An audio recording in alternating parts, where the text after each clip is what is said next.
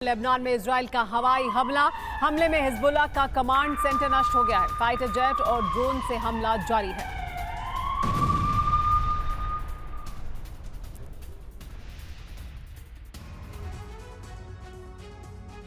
Cease fire के पीछे Hamas का मकसद था हथियार जुटाना, जो पूरा हो चुका है। इसका परिणाम भी अब नजर आने लगा है। हमास ने इजराइल पर थर्मोबैरिक बॉम्ब से हमला किया। सिर्फ इतना ही नहीं, हमास ने सजन मिसाइलों का भी बड़ा स्टॉक इकट्ठा कर इजरायली ठिकानों को तबाह करना शुरू कर दिया है। इधर इजराइल ने गाजा के रण में अपनी बद्दू बटालियन को उतारा है, जो हमास लड़ाकों और उसके हथियार डिपो को चुन चुनकर ध्वस्त कर रही है। इजराइल की बद्दू बटालियन कितनी खतरनाक है और कैसे ये हमास लड़ाकों का काल बन सकती है, देखिए हमारी इस रिपोर्ट में।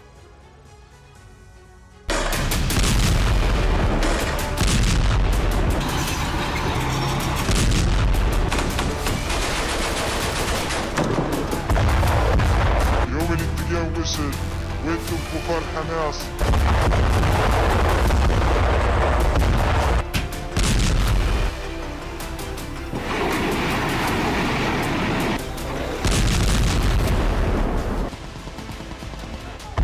इजराइल गाजा को हमास की मृत्युशैया बनाने के लिए कदम बढ़ा चुका है।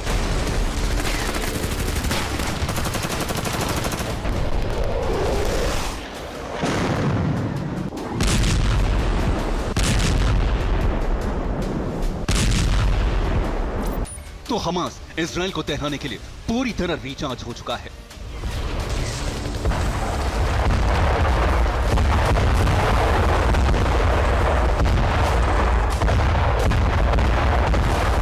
सीधे शब्दों में कहें तो गाजा जंग का सबसे बुरी चैप्टर शुरू हो चुका है।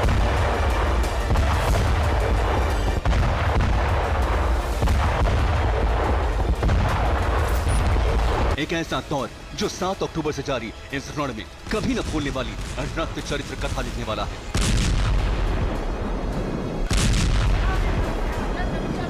हमास ये साफ कर चुका है कि इजराइल में 7 अक्टूबर जैसे हमले होने अभी बाकी हैं, जिसके लिए हमास ने खुद को पूरी तरह से रिचार्ज कर लिया है। इधर आईडीएफ ने गाजा में अपनी सबसे खूंखार ब्रिगेड को उतार दिया है। इस ब्रिगेड को खास तौर पर हमास के समूल नाश के लिए तैयार किया गया है। इजराइल की महासंहारक ब्रिगेड कौन सी है और कैसे गाजा में हमास की अंतिम कथा लिखेगी, वो सब आपको बताएंगे। लेकिन उससे पहले हमास के उस जखीरे के बारे में बताते हैं जिसने इजराइल में तबाही मचाना शुरू कर दिया है।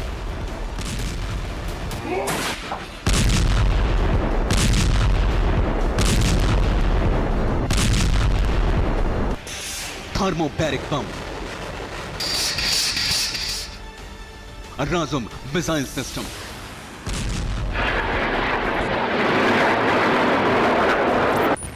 विध्वंस के वो दो हथियार हैं जो इजराइल में तबाही मचा रहे हैं, इजराइल की धरती को दहला रहे हैं। सिर्फ इतना ही नहीं, इन्हीं हथियारों के दम पर हमास 7 अक्टूबर से भी बड़ा हमला करने की तैयारी कर रहा है। धमाके के साथ धड़कता हुआ आग का गोला, हवा में दहकता हुआ बवंडर, हवा को जलाने और इंसान को तड़पाने वाले इस बम का नाम है थर्मोबैरिक बम, जिसके हर ब्लास्ट के बाद जमीन कांपने लगती है। दुनिया भर में प्रतिबंधित ये बम अब हमास को मिल चुका है। हाल में आई रिपोर्ट्स के मुताबिक रूस से ईरान होते हुए थर्मोबैरिक बम हमास लड़ाकों तक पहुंचे हैं और हमास इसका इस्तेमाल भी इजराइल में शुरू कर चुका है। दावा है कि हमास ने इजराइल पर थर्मोबैरिक बम से हमला किया है। यह बम शाहिद 136 ड्रोन से इजराइल के एक शहर पर गिराया गया।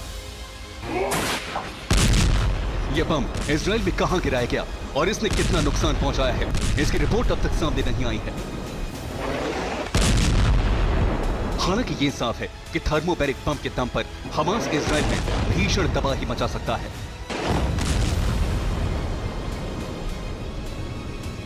इधर हमास ने राजूम मिसाइल सिस्टम का नया स्टॉक तैयार कर लिया है। ये वही मिसाइल सिस्टम है जिसे हमास ने 7 अक्टूबर को हमले के दिन इस्तेमाल किया था। राजुम मिसाइल का स्टॉक रिचार्ज होते ही हमास की अल कस्साम ब्रिगेड ने इजराइल पर भीषण हमले शुरू कर दिए हैं। बीते 24 घंटे में कई बार हमास इजराइल पर राजुम मिसाइलें दाग चुका है। हमास का दावा है कि उसने किबुत्ज में 200 से ज्यादा मिसाइलें दागी हैं। सबसे ज्यादा हमले किबुत्ज के जाकिम में किए गए। जाकिम में इजरायली सेना के कई ठिकाने तबाह हो गए। राज़ुब मिसाइल सिस्टम को हमास ने गाजा में ही तैयार किया है। 144 mm के शॉर्ट रेंज मिसाइल सिस्टम के जरिए ही 7 अक्टूबर के दिन हमास ने आयरन डोम डिफेंस सिस्टम को फेल कर दिया था।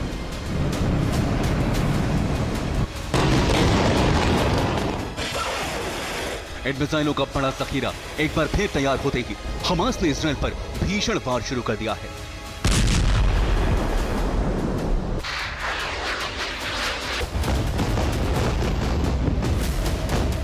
हमास के भीषण हमलों के बीच गाजा में इजराइल की सबसे भीषण यूनिट भी उतर चुकी है।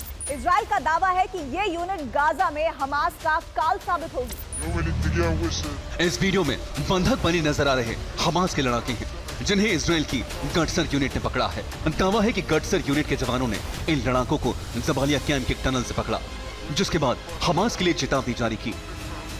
يوم الاتجاه وصل وانتم كفار حماس انتم تدفعوا الثمن.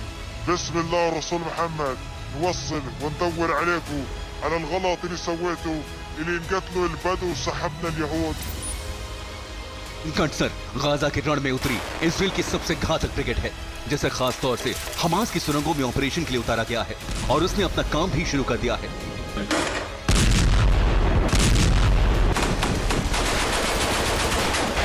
गटसर ब्रिगेड के जवान चुन चुनकर हमास के लड़ाकों को टारगेट कर रही हैं, उन्हें मौत के घाट उतार रही हैं।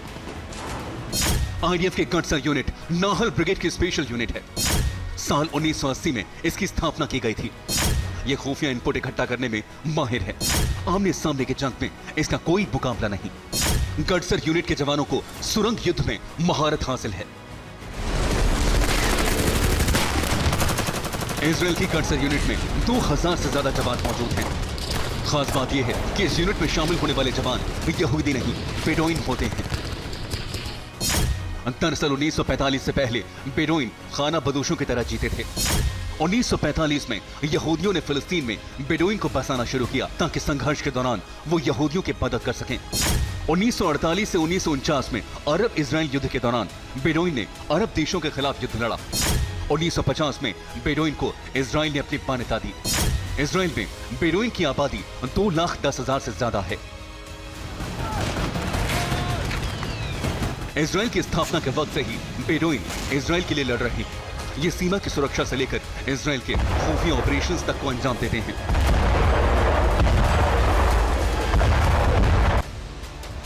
युद्ध कौशल में माहिर इन सैनिकों को अब गाजा के रण में उतारा गया है, जो गाजा में हमास का खात्मा करने के लिए अपनी जान के बाजी लगा देंगे। हम फिर रिपोर्ट TV9 भारत।